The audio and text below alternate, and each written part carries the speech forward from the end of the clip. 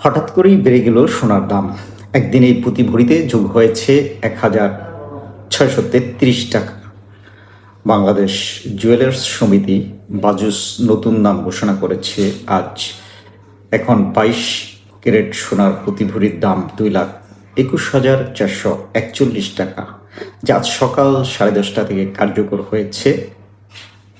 শুধু ২২ ক্যারেট নয়, ২১ ক্যারেট বিক্রি হবে ২,১১,৪৬৮ টাকায়, ১৮ ক্যারেট ১,৮১,৬০৮ টাকায়, সনাতন পদ্ধতির হবে ১,৪৮,৩৬৬ টাকায়।